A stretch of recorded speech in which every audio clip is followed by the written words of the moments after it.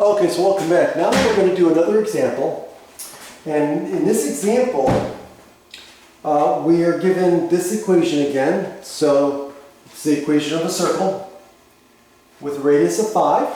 And now they want us to find the second derivative of y with respect to x. Now, we already found in the previous example, or in the previous video, we found dy dx, right? So we found the first derivative, and we know that dy dx is equal to negative x over y.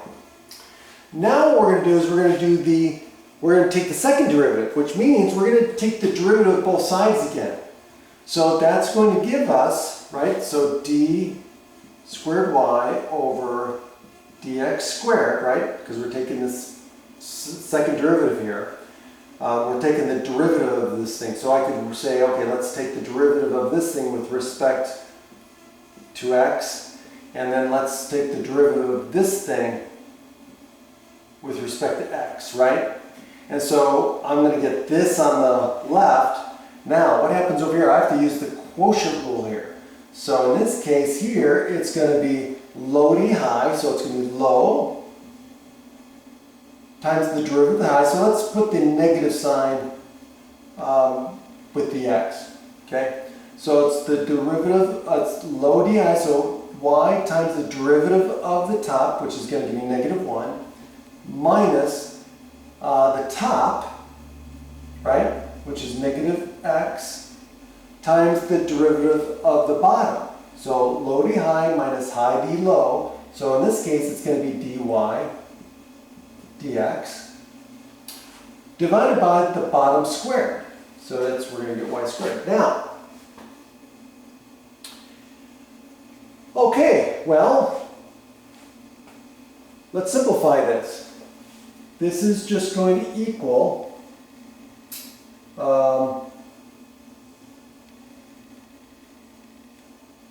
x dy dx minus y over y squared.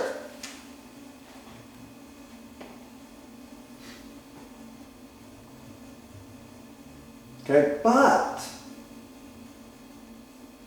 be careful. We would not stop here, because guess what? We know what dy dx is equal to. We solved that before. Dy dx is equal to negative x over y. So we can do a substitution here. So this is going to be x times negative x over y minus y over y squared. Okay, so now we're going to simplify this some more. Okay, so we're going to get negative x squared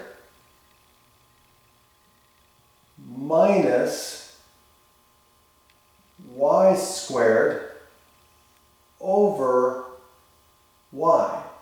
So all I did was multiply these together to get the negative x squared, and then got a common denominator of y.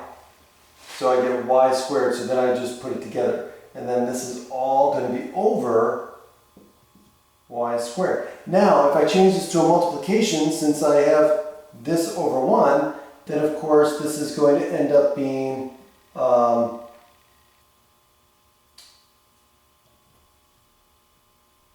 negative x squared minus y squared over y times 1 over y squared. And that's going to give me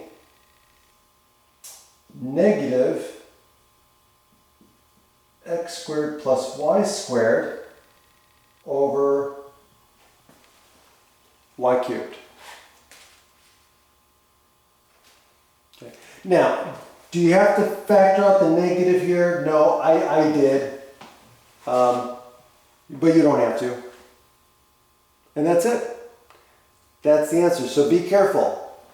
Just because you solve it here and then you simplify it, again, we want, if we're able to substitute, do it. Okay? Anything to simplify it. Okay? So now we've got the second derivative in terms of x's and y's.